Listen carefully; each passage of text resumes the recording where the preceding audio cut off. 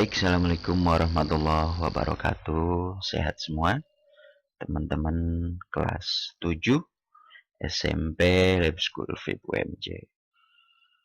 Pastinya sehat kan? Tetap semangat, jaga kondisi, dan banyak berdoa. Mudah-mudahan eh, cepat selesai corona ini ya, biar kita bisa tetap muka di sekolah dalam pembelajaran bahasa Indonesia. Baik, kita teruskan pembelajaran yang kemarin mengenai teks deskripsi. Gitu. Baik, kita bahas lagi ya, karena memang kemarin katanya ada yang kurang paham ya tentang teks deskripsi ini.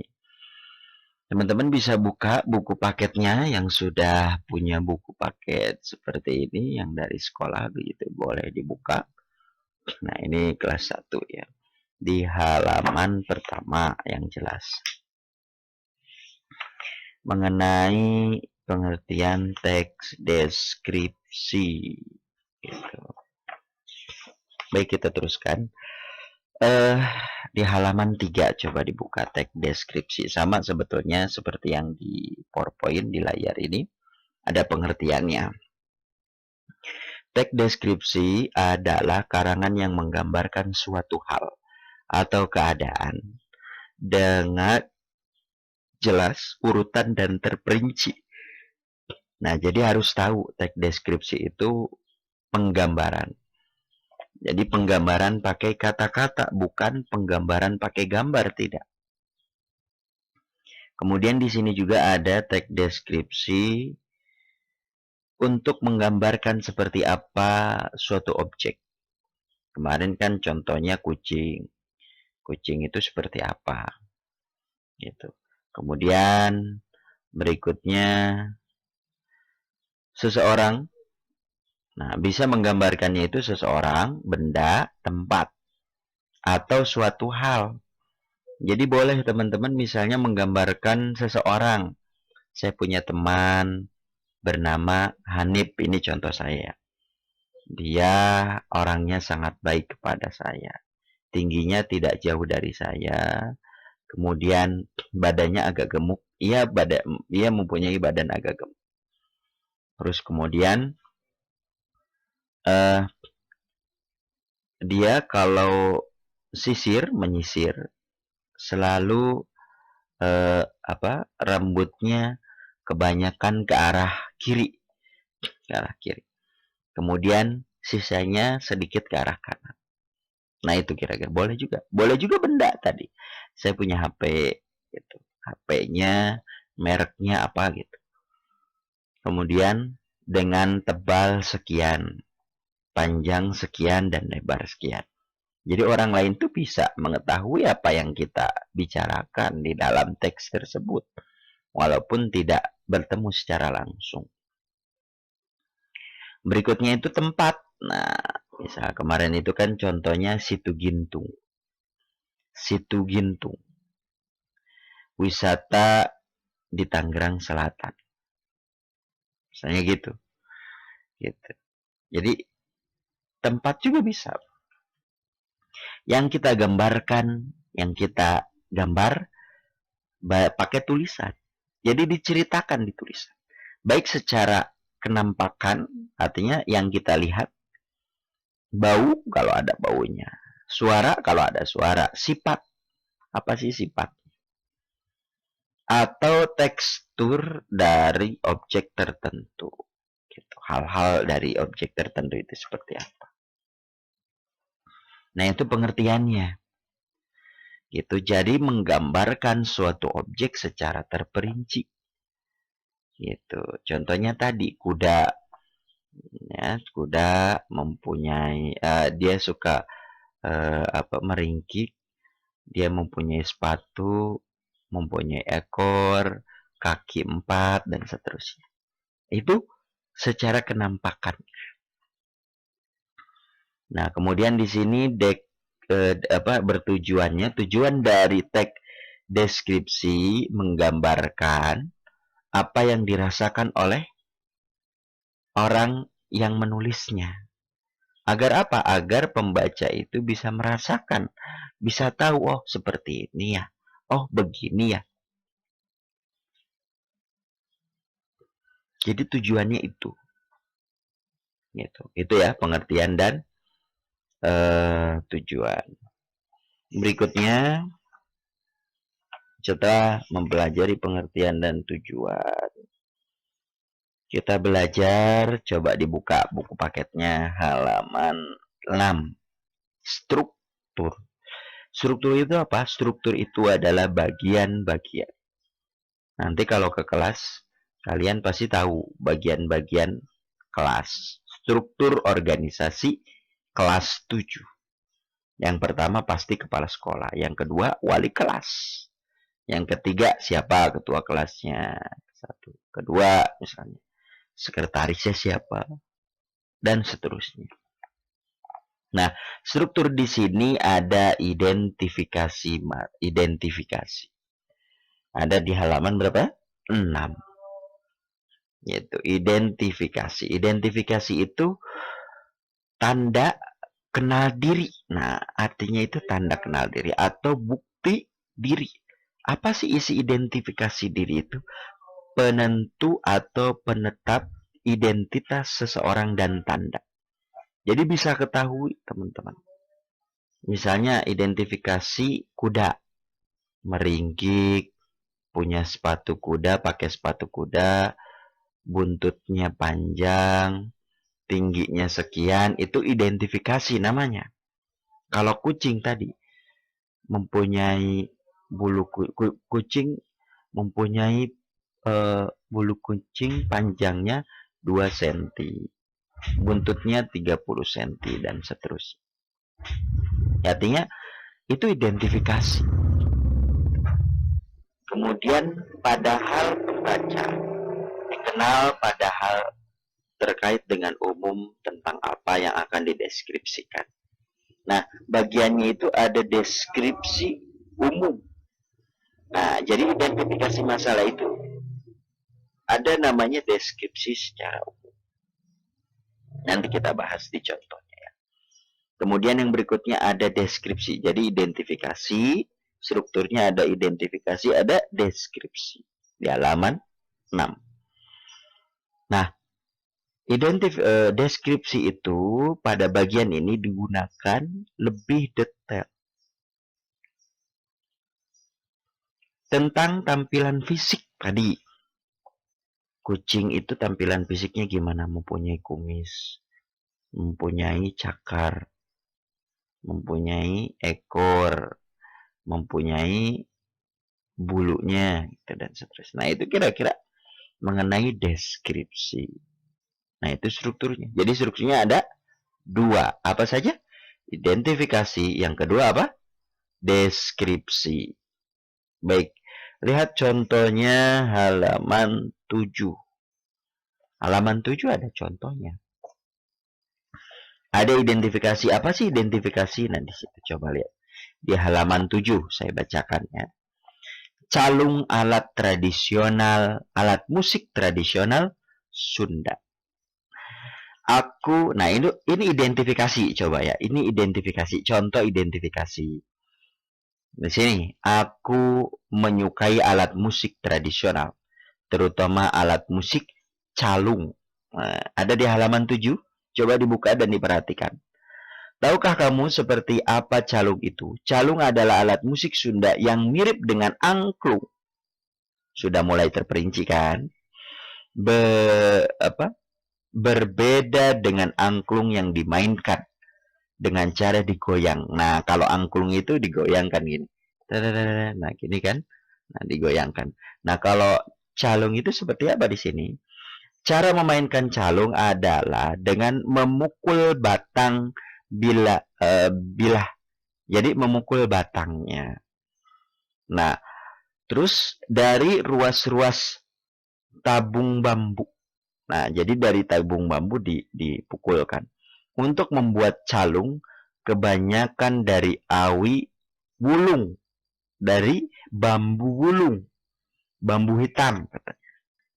bambu hitam ya, atau di sini tetapi ada pula yang dibuat dari bambu warna putih. Nah, jadi membuat calung, kalau calung itu katanya dipukul si bambunya. Kemudian terbuat dari bambu hitam sama bambu putih. Nah, itu kira-kira teman. Itu yang disebut dengan identifikasi. Apa saja tadi mengidentifikasi? Alat musik Sunda. Terus kemudian apa lagi di situ? Mirip apa? Mirip angklung. Nah, angklung digoyangkan, kalau calung dipukulkan, tek tek tek tek tek tek tek. Nah, biasa gitu. Gitu.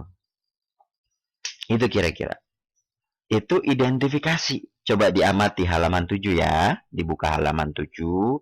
Ada di situ sudah udah di kotak-kotak identifikasi. Nah, itu contohnya, bisa dibaca. Tadi kan saya sudah bacakan. Kemudian ada deskripsi. Coba diperhatikan. Deskripsi. Calung dapat dibedakan menjadi dua jenis. Nah, sudah mulai mengkerucut, sudah mulai merinci. Yaitu ada calung rantai dan calung jinjing. Calung rantai biasanya dimainkan dengan duduk bersila. Nah, duduk bersila. Itu mulai deskripsi kan? Orang lain walaupun nggak pernah melihat permainan calung, tapi kita bisa lihat, bisa menghayal dari catatan dari berita yang ada di halaman 7. Sedangkan calung jinjing biasanya dimainkan dengan cara menjinjing bambu yang telah dideretkan sambil berdiri. Nah, berdiri kalau ini. Calung rantai bilah tabungnya dideretkan dengan tali kulit waru atau lulub dari dari yang terbesar sampai yang terkecil. Nah, jadi kalau calung rantai itu dideretkan sambil duduk, kemudian berdejer gitu, dari yang terbesar sampai yang terkecil. Kemudian apa lagi di sini?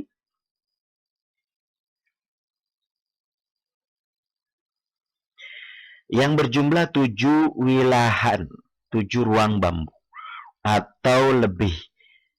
Komposisi alatnya ada yang satu deretan dan ada juga yang 2 deretan. Calung induk dan calung anak, calung rincik atau calung rincik. Cara memainkan calung rantai dipukul dengan 2 tangan sambil duduk bersila. Biasanya calung tersebut, nah di situ ya, diikat di pohon atau di bilik rumah. Calung rantai Banjaran Bandung. Ada juga yang dibuat acak dudukan khusus dari bambu atau kayu. Misalnya calung Tarawangsa di Cibalang atau Cipatujah, Tasikmalaya. Calung rantai di Banjaran dan Kanekes Baduy. Nah, itu ya tempat-tempat cara bermain calung, tempat yang biasa diinikan oleh masyarakat begitu. Udah secara terperinci kan deskripsinya? Calung ada 2, calung rantai sama calung jinjik. Kalau calung rantai itu secara secara memainkannya sambil sila duduk. Nah, ini contohnya coba lihat. Yang sebelah kalau ada di ini di apa namanya? Di buku paket. Nah, kalau calung rantai ada banyak. Nah, kalau di bawah foto bukunya ada yang sebelah kanan itu calung rantai. Kalau yang calung jinjik itu ada sebelah kiri. Nah, itu kira-kira bisa terlihat ya. Itu. Baik, berikutnya deskripsi 2. Adapun calung jinjik berbentuk deret bambu bernada yang disatukan dengan sebilah kecil bambu panir. Calung jinjik terdiri atas 4 atau 5 buah. Oh, jadi cuma sedikit, nggak banyak. Nggak seperti calung rantai. Kalau rantai kan banyak.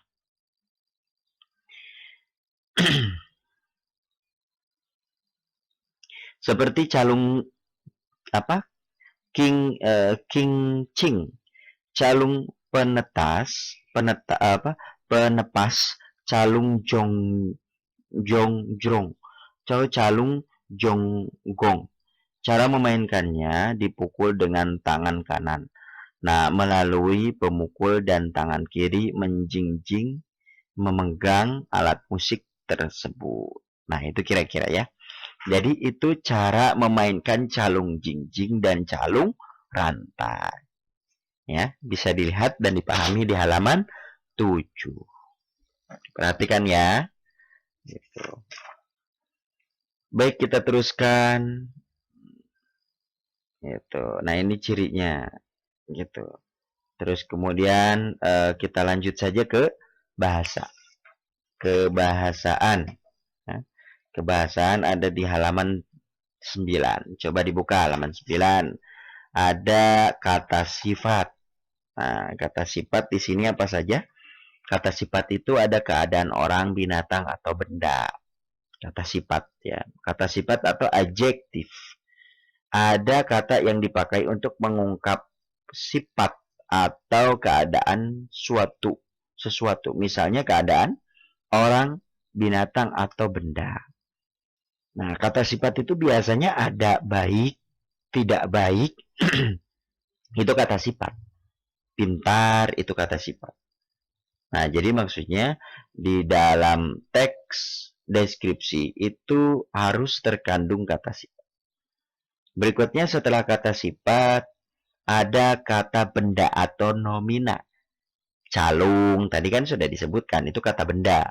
Kata-kata yang merujuk pada bentuk suatu benda. Bentuk benda itu berdiri, dapat bersifat abstrak atau konkret. Artinya bisa diceritakan ada wujudnya seperti calung tadi. Bisa ada, kalau sekolahnya punya angklung, boleh dikeluarkan misalnya. Nah, itu berarti secara fisik ada. Nah, itu kira-kira. Kemudian di sini kata benda dasar adalah kata yang merujuk kepada benda. Kata benda turunan adalah berbentuk ketena proses afiksasi. Nah, itu kata benda turunan itu karena proses afiksasi. Contoh, kalau kata benda dasar, misalnya baca, kata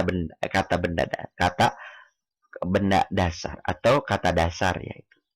Terus kemudian kalau kata turunan biasanya ada tambahan jadi membaca. Nah, itu kira-kira. Itu kebahasaan yang harus ada. Jadi harus ada kata sifat dan harus ada kata benda. Berikutnya ada kalimat. Nah, ada kebahasaan namanya kalimat. Nah, kalimat aktif. Kalimat aktif itu apa? Kalimat yang subjeknya melakukan pekerjaan. Itu kalimat aktif. Contohnya kalimat aktif gimana? Adit sedang bermain bola di lapangan. Nah, itu ya. Nanti coba buat contoh kalimat aktif ya. Kalimat aktif 5. Nah, di sini kalimat aktif ada 2. Ada kalimat aktif transitif. Ada kalimat aktif intransitif. Kalimat aktif transitif gimana? Kalimat yang predikatnya membutuhkan objek. Contoh, saya pergi ke sekolah. Saya di situ jadi subjek. Pergi jadi predikat. Sekolah berarti jadi objek atau tujuan yang akan dilakukan. Nah, itu buat ya. Contoh kata kerja aktif, kalimat aktif transitif dan kalimat aktif intransitif. Sama-sama 5. Nah, kalau kata kerja aktif intransitif berarti yang nggak perlu objek. Contohnya apa? Tono bernyanyi. Gitu. Atau misalnya Tono berlari cepat. Nah, itu kira-kira ya. Nah, itu sama-sama ya. Ada contohnya. Ada juga di buku, boleh diperhatikan ya. Halaman 13. Nah, itu ada. Itu contohnya. Itu kan di situ ada tongkonan memilih ciri khas tersendiri. Nah, menara ini memiliki jam besar di 4 sisinya. Nah, itu kira-kira itu kata kerja transitif. Kalau intransitif itu contohnya istana mainanmu berdiri megah. Nah, itu ya. Itu kira-kira. Coba nanti diperhatikan dan dipelajari contohnya. Oke, kita lanjut. Nah, kata kerja transitif. Nah, ini ada membawa dan sebagainya. Boleh nanti digunakan untuk membuat kalimat. Nah, berikutnya itu ada kata kerja transitif. Kalau tadi intransitif, sekarang intransitif. Apa saja di sini? Ada berdiri, berbicara, menangis. Nah, ini buat kalimat dari kata-kata itu ya.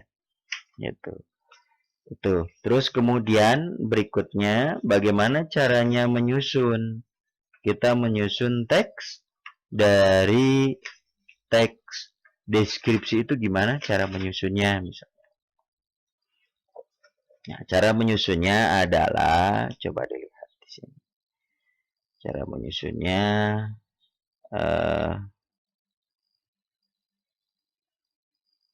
nah, langkah-langkah membuat paragraf atau teks deskripsi gitu ya. Apa saja nih langkahnya? Pertama itu tentukan objek atau tema yang akan dideskripsikan. Saya mau buat teks deskripsi gitu. Judulnya misalnya kucingku. Nah, gitu ya. Kucingku. Gitu. Tentukan objek yang akan atau tema yang akan dideskripsikan. Saya mau buat teks deskripsi dari mana? Dari kucing. Kemudian apalagi di sini tentukan tujuan. Kenapa sih kamu memilih kucing? Memilih benda itu untuk dideskripsikan. Nah, gitu ya, kira-kira. Kemudian berikutnya apalagi di sini? Kemudian tentukan aspek-aspek yang akan dideskripsikan. Oh iya, kucing punya ekor, punya bulunya panjangnya berapa, punya gigi, punya atau taring, punya kumis. Nah, itu kira-kira hal-hal yang akan dideskripsikan. Jadi harus paham itu. Terus kemudian apalagi warnanya, berat badannya, makannya apa, bermain seperti apa. Nah, itu ya kira-kira ya. Terus kemudian apalagi di sini? Susunlah aspek-aspek tertentu ke dalam urutan yang baik. Apakah urutan lokasi, waktu. Nah, artinya disusun tadi. Seperti tadi kan, seperti yang tadi sudah saya bilang. Kucing punya ekor. Terus kemudian bulunya panjangnya berapa. Terus warnanya apa. Taringnya seperti apa. Kumisnya berapa senti. Nah, itu disusun semua menjadi satu kalimat atau menjadi teks deskripsi. Gitu ya, kira-kira. Jadi cara menyusunnya seperti apa? Pertama, tentukan dulu objek yang akan kalian gambarkan atau tuliskan. Jadi pertama, tentukan objek. Yang kedua apa? Yang kedua itu adalah aspek-aspek yang akan dideskripsikan. Artinya tadi fisiknya apa saja disebutkan. Seperti yang tadi saya sudah terangkan, ada apa saja? Ada giginya, taringnya, kumisnya, warnanya, buntutnya sepanjang apa, dan seterusnya. Itu aspek-aspek. Kemudian apa lagi? Menyusun. Disusun tuh kata-kata itu. Paham ya? Jadi ada 3 langkah. Pertama apa? Langkahnya tentukan tema. Yang kedua apa? Yang kedua, aspek-aspek yang dideskripsikan. Yang ketiga apa? Yang ketiga itu adalah menyusun teksnya. Nah, itu kira-kira cara penyusunannya. Coba saya perhatikan dulu nanti. Nah tadi halaman 7. Nah, yang dideskripsikan apa? Calung. Hal-hal yang dideskripsikan apa? Ada calung rantai, ada calung jinjit. Nah, itu kan bisa terlihat kan? Kemudian disusun. Nah, contohnya ada di halaman 7 ya. Nah, nanti minggu depan kalian harus buat teks deskripsi. Gitu ya kira-kira. Baik, demikian video pembelajaran tentang teks deskripsi. Kalau ada yang belum paham, tolong ditonton dari awal. Ditonton lagi, ditonton lagi, ditonton lagi. Insya Allah minggu depan kita pakai Zoom atau pakai Jitsi agar lebih menarik dan lebih paham. Tetap semangat, jaga kondisi, dan banyak berdoa. Baik, demikian yang bisa disampaikan. Kalau nanti ada pertanyaan kita simak. Jangan lupa tugasnya ya, membuat kalimat transitif dan intransitif. Demikian, Assalamualaikum warahmatullahi wabarakatuh.